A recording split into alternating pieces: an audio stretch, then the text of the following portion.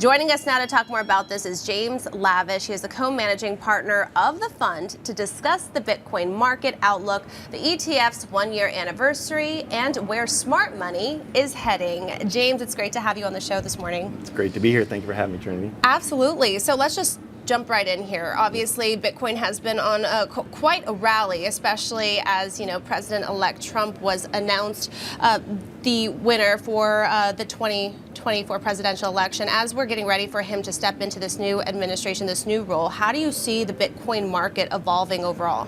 Yeah, that's a good question. Bitcoin it has a ton of tailwinds behind it right now, and they started last year. Actually, started the year before.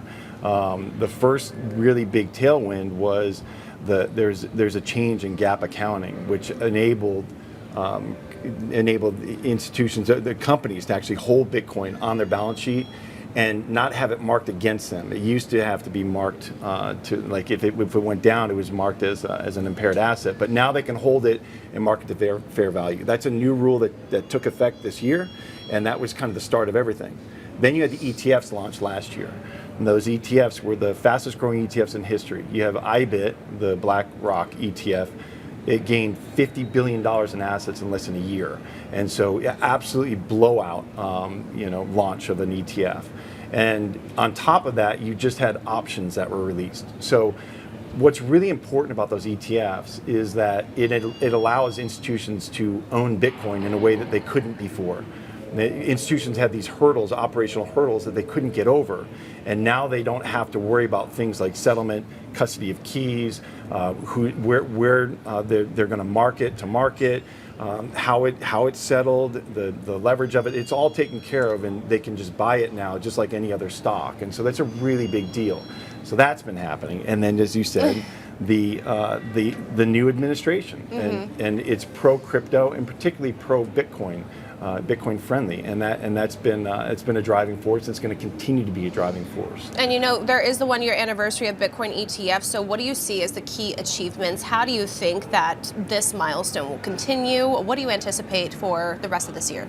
Well, I anticipate that we have Trump coming in just a few days, and he's going to repeal SAB 121, I believe it is, that allows banks to hold Bitcoin on their balance sheets. So that's a big deal. It's not, they don't have to hold it as a liability, so it can be held as an asset. And then with Senator Lummis from Wyoming pushing a Bitcoin reserve bill, the Bitcoin Reserve Act, this is going to be something that will help drive institutional understanding around Bitcoin. And even if it doesn't happen this year, which I give it a kind of a low probability that happens this year, it still is driving that understanding and separating Bitcoin from the rest of the pack, so people can really understand why it is that premier asset, that premier store of value in the market. So that's a and then also on top of it, you've got regulatory clarity that's going to come from this administration that we didn't have in this last administration. And we're anticipating 12 new crypto ETFs to launch later this year. Yeah, well, and they're not Bitcoin related, but that's okay. But that does help. It helps people really gain an understanding of the whole universe. And as we have that, I believe that institutions are going to continue to adopt Bitcoin, and they're going to add it to their balance sheets as a separate asset class, and that's really important, and that's going to drive this adoption. Well, it's going to be it's going to be a very interesting year to see the trajectory of Bitcoin, ETFs, all of this unfolding. I'm sure we'll have you back on the show to talk more about this. Thank you again. That is James Lavish. He is a co-managing partner.